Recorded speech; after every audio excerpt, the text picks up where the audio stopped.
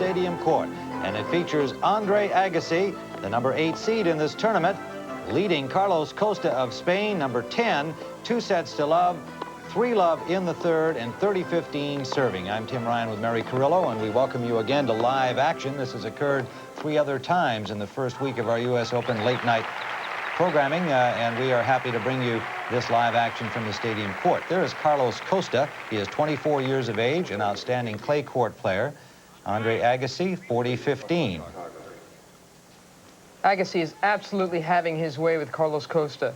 Costa kept the ball very deep and solid for the first 2 games of the match, broke Andre Agassi, but it has been Andre ever since. He hasn't been broken, and he's doing whatever he wants against a talented Spaniard who's out of his league on this hard court. Costa has played only 8 hard court matches and is 4-4, but he played well through his first 3 rounds here, somewhat surprisingly into this round of 16.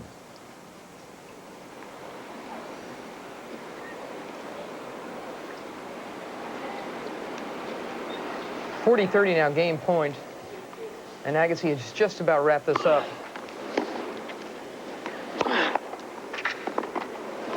But though this has been a very routine 4th round match for Agassi, it's still the biggest story of the U.S. Open because Barbara Streisand is out there watching her newfound friend again tonight. And she was saying earlier tonight, she explained in an interview how evolved the man Andre Agassi is, how spiritual he is, how zen-like, how older he is than his linear years of all things. I mean, right now it's Andre Agassi, 4-1 in the third set, up 2 sets over Carlos Costa. We'll go back out there when we return.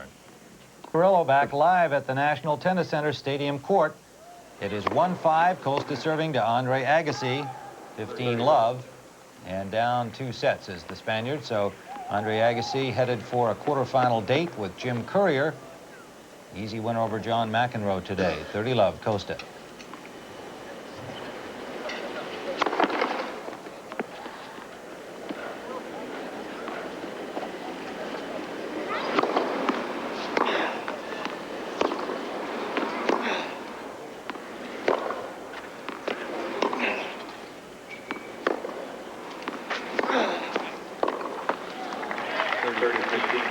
Somewhat disheartened swing at the ball there. Yeah, he knows this is over.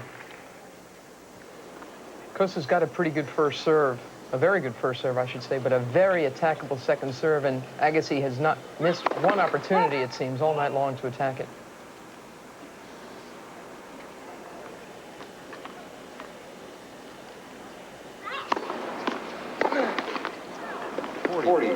Missed that one. And I think both these players know that this 4th round is over. And for the most part, Andre Agassi is playing an awful lot like Ivan Lendl. Really, I mean, just playing very sensible matches. Lendl has been criticized by two players he's defeated so far in this event. I think he's playing smart tennis. He's not, you know, I think he's playing well. But again, I think Andre and Jim Courier have been the class of the field so far. 40-30.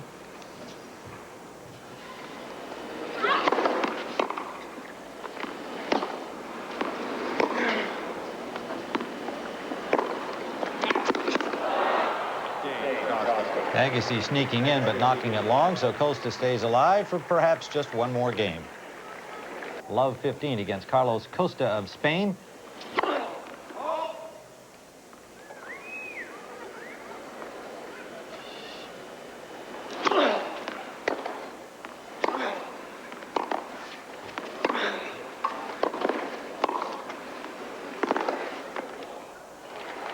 All. Agassi forcing the issue on that point.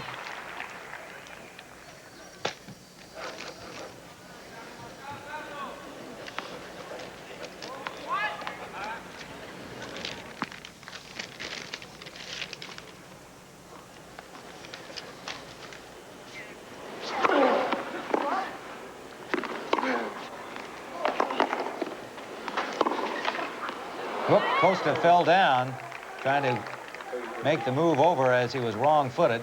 He's okay. Says he's all right. 30-15, Agassi.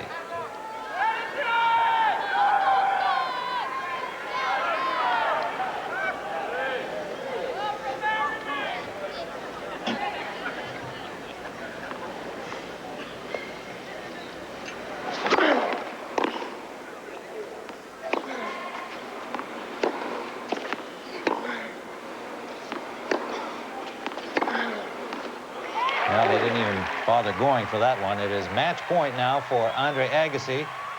And Barbara Streisand perhaps sensing the end is near here.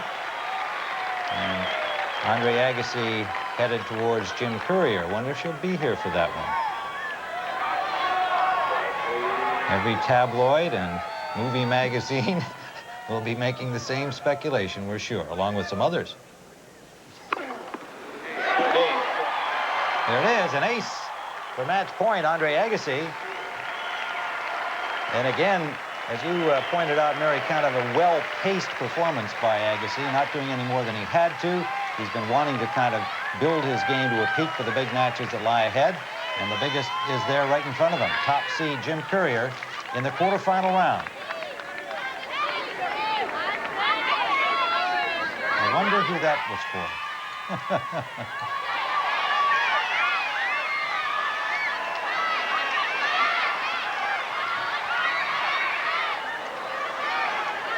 Clean-shaven Andre Agassi, we note, for this match. Kind of a new look. Came out without a hat on, but did go to the hat once the match began. And here's match point, a service ace for Agassi. Nice way to finish the match in easy straight sets over Carlos Costa of Spain. Andre Agassi has now won 4 straight matches in straight sets, Tim. He's looking very, very good. Well, we'll be back with a chat with Andre Agassi and other news and highlights from the U.S. Open in just a moment. Victory over Carlos Costa. Thanks for coming in, Andre. And you've been talking during this tournament about the fact you've been winning matches without having to totally extend yourself. Same kind of a thing tonight. Are you on course the way you want to be? Yes, you know, I mean, you try to survive the first week of a Grand Slam, and then the second week you try to hit that next gear that can take you hopefully through the tournament. And today I was coming out here, you know, and I was ready for a tough match. I was ready for 4 or 5 sets, but it was tougher than it looked out there, believe it or not. But to win that easily now, I just feel momentum, so much momentum building in the rest of the week. It's amazing that you've played a couple of good guys and you haven't dropped a set yet. Boris Becker always speaks about that, the second week tennis, how different it is from the first. Do you think, I mean, you've got Jim Courier coming up next. Obviously, you're going to have to kick it into a different gear, as he did today against McEnroe. Yeah, that's what it's all about, you know, Mary. I mean, every time you come out in the court, you know, in the Grand Slam tournament, you're finding somebody who's a little tougher, And to win a Grand Slam, you gotta beat the best of them, and it's time to start playing the best of them, and I'm ready for it. I think we have to ask you something you may not know about here. Earlier this evening, that famous lady was watching you courtside, said that you had called her after you saw the Prince of Tides, and that's how you met, on the telephone. That's right. Give us your version of these events. Well, I'm not usually one who views people through their work, but there's a lot of respect I have for Barbara and what she's done. I mean, to be an actress in it, but not only that, to direct it and produce it, that's something remarkable. I have a lot of respect for people like that, and I just like to meet them and see if some of that can rub off on me. She's a big fan. Do you expect her to be here for the Courier match now? I'm sure she's going to want to be. I don't know what her schedule has in store for her, but you know, like anybody, I like as many people to come watch as possible. All right, well, let's take a look at what else happened here in the men's action today, and then we can talk a little bit about the draws at matches up now in the various remaining matches. Andre Agassi over Carlos Costa tonight, as Andre's just come in 6-2 in the third, an easy move for him this evening. Courier this afternoon against John McEnroe, likewise in straight sets, 7-6 in the last one, a tiebreak as McEnroe battled back a little bit, and those two will now meet each other. Pete Sampras over Guy Forget, avenging his Davis Cup defeat, had to go 5 sets to do it, and he did a good job indeed. And then Pete will face Alexander Volkov, who defeated Brad Gilbert, and that was a 4-set match tonight, going to the Russian over the American Brad Gilbert. Let's take a look at the draw now. You see Courier against Agassi in one quarterfinal, Sampras and Volkov in the other, in that top half of the men's singles competition. So, what do you think, the way it's shaping up here? How do we look ahead here? Let's say you beat Courier. Who else are you going to be looking at? Well, this is interesting, you know, it really is. It's come down to the end here, and everybody that's here deserves to be here, so it's going to be tough. You know, I played Jim, and then maybe I can get a shot at Pete and avenge a little bit of what, you know, the embarrassment he put me through a few years ago.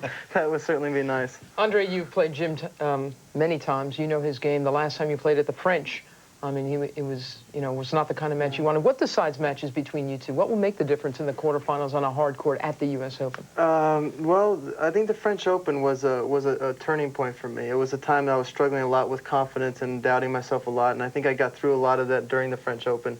Mentally, I wasn't quite there. You know, Jim is very strong mentally, and you know you're going to have to beat him, and I wasn't there mentally to be able to dig it out, and the score reflected that. When you get to this level, there's so little that separates you that if I'm not playing 100% and he's playing 100%, the score could very easily be one-sided. If he's not playing 100% and I am, it could be vice versa. It's just so marginal. You got to go out there and just be ready and hope that when you do kick it in that extra gear, everything's there for you. Should be a great match. It should be just a terrific match. We look forward to it, and we wish you the very best of luck, and thanks for coming in. Thank you. Andre Agassi and Jim Curry are next in the quarterfinal. We'll be back with more from our U.S. Open late night show in just a moment.